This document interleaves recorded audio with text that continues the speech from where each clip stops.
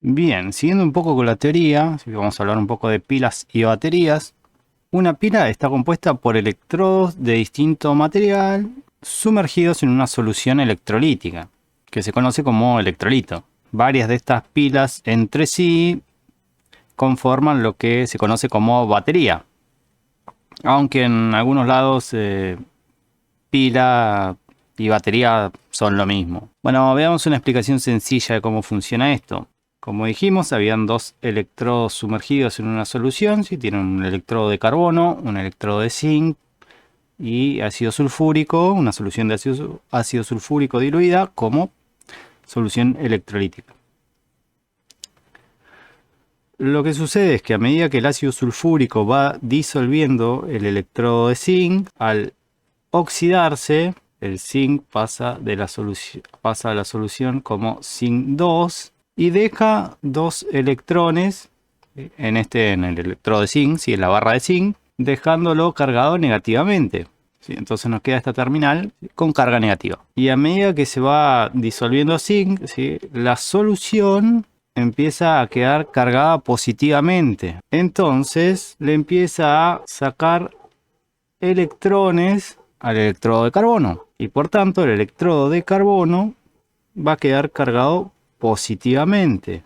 Y entonces vamos a tener dos electrodos con carga opuesta, ¿sí? Una carga más y una carga menos. Por lo que va a haber una diferencia de potencial, la terminal positiva menos la terminal negativa. Bien, si no hay nada conectado a la pila, va a ser muy poquita la cantidad de zinc que se va a estar disolviendo acá en la solución de ácido sulfúrico. Así que bueno, estos iones que se forman van a ser atraídos nuevamente, ¿sí? Hacia el electrodo, manteniendo una diferencia de voltaje constante, ¿sí? No va a variar mucho. Ahora, cuando conectemos cables, ¿sí? Vengamos con cables, conectemos a estas terminales, conectamos nuestra batería hacia algún dispositivo, entonces la carga va a empezar a fluir. Recuerden que la carga va por el movimiento de los electrones, entonces ahí sí se va a empezar a disolver cada vez más zinc y esto va a ocurrir hasta que no haya más zinc que disolverse. Bien, ahora las pilas, ¿sí? Al igual que las resistencias o los condensadores que ya vimos, también pueden conectarse en serie y en paralelo. La conexión más utilizada es la conexión en serie, en la cual la terminal positiva de una pila se conecta a la terminal negativa, ¿sí? Vamos a ponerle este B1 de la otra pila, B2, resultando esto en un voltaje total que va a ser la suma de los voltajes individuales de cada pila. Esto se usa mucho en las linternas, habrán visto. Seguramente si alguna vez abrieron una linterna verán que lleva varias pilas conectadas en series. Esta es la conexión serie. Se acuerda que la habíamos visto con este símbolo. Y luego tenemos la conexión en paralelo. Este era su símbolo. Bueno, la idea es la misma, ¿sí? Terminales negativas se conectan entre sí y terminales positivas entre sí. Y de esto saldrá el circuito, ¿sí? Tenemos B1 y B2. Y bueno, acá la condición para el paralelo es que B1 y B2 sean iguales, ¿sí? O sea que conecten pilas idénticas. Acá el voltaje se mantiene, ¿sí? El voltaje no va a cambiar, ¿sí? Va a ser B, digamos. Lo que va a ocurrir es que va a aumentar la capacidad y el tiempo de funcionamiento, ¿sí? Esta batería va a proporcionar más energía cuando se necesiten grandes cantidades de corriente. Ahora, los dispositivos que transforman un tipo de energía, por ejemplo química, mecánica o lumínica, ¿sí? En energía eléctrica, a fin de suministrar corriente en un circuito eléctrico, se lo suele llamar fuente de fuerza electromotriz o fuente de FEM o simplemente FEM, aunque no es un término muy apropiado ya que no es una fuerza, ¿sí? La FEM es cantidad de energía por unidad de carga. Cantidad de energía por unidad de carga. O sea, esto es distinto de una fuerza, ¿sí? Esto es una magnitud escalar aparte.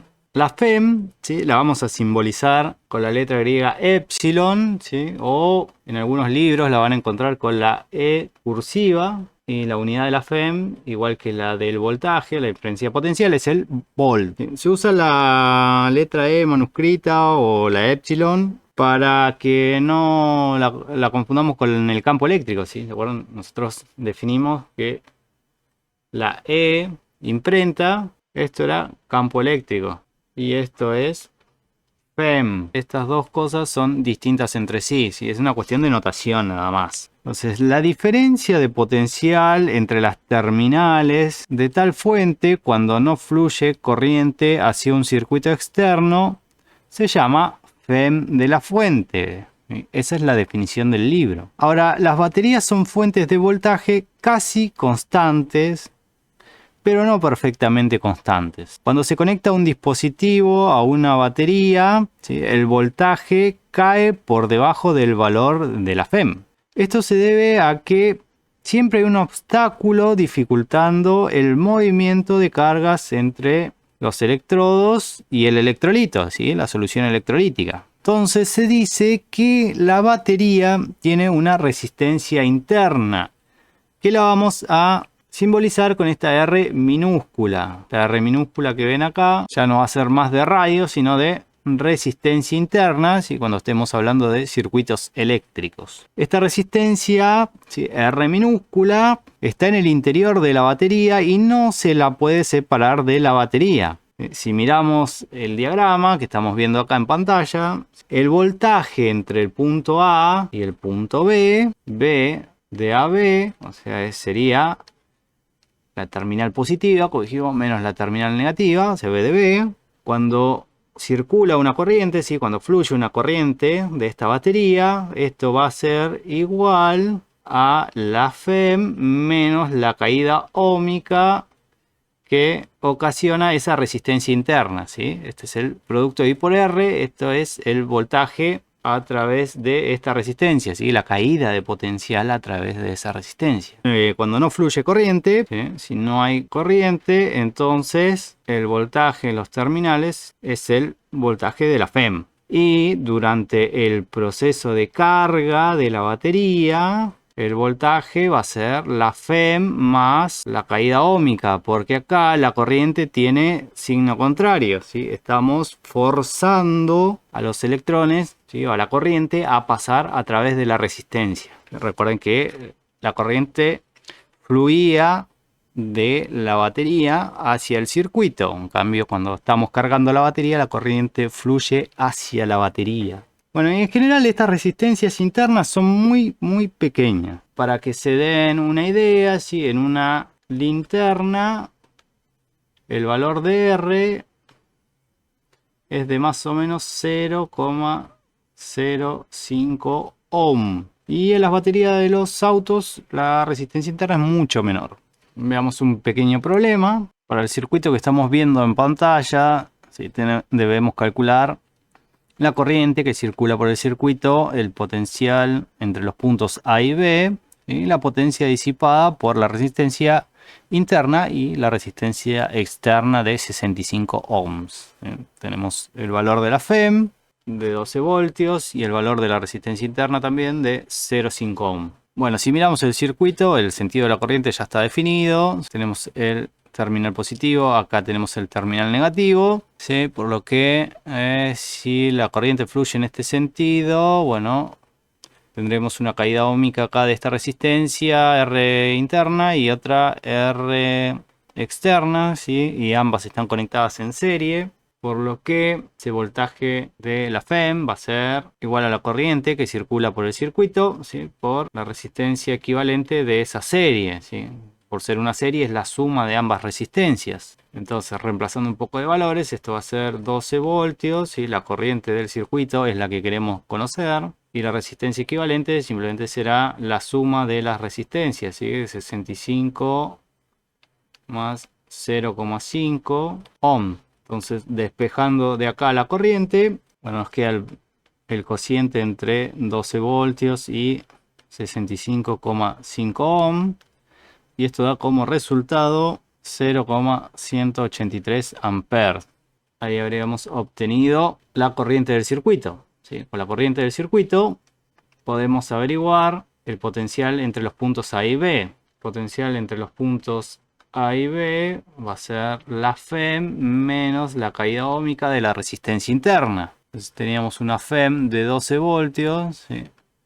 Menos una corriente de 0,183 amperes por la resistencia interna que era de 0,5 ohm. Resolviendo esto, el voltaje en esos puntos de la batería, ¿sí? En los terminales de la batería va a ser de 11,9 voltios. Fíjense que es un poquito menor, ¿sí?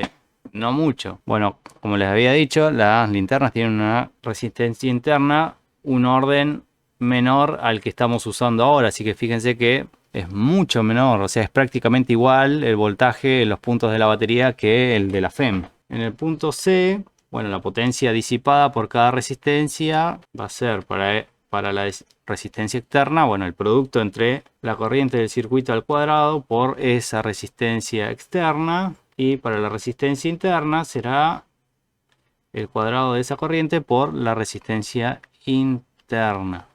De vuelta teníamos esos 183 amperes al cuadrado. Va en ambos casos. Bueno, arriba eran 65 ohms y abajo 0,5 ohm. Y esto, como es potencia, me va a dar en watts. Resistencia grande disipa 2,18 watts y la interna, la pequeña, 0,02 watts. Y de ahora en más, cuando yo no aclare nada, si yo no aclaro, R va a ser despreciable. No lo vamos a tener en cuenta. Y el voltaje entre los terminales lo vamos a indicar como B o E simplemente, ¿sí? Bueno, o E, ¿no es cierto? Dependiendo del libro. Bien, algo que vamos a dejar definido es la corriente directa, ¿sí? De DC. Es la abreviatura, ¿sí? O son las siglas de corriente directa porque en inglés es direct current. Entonces, y bueno, esta corriente tiene una particularidad que fluye en una sola dirección y no cambia en el sentido en el que fluye. En general tomaremos como positivas las corrientes, ¿sí? Que van en sentido horario y negativas las corrientes que van en sentido antihorario. Esa será la convención que usaremos.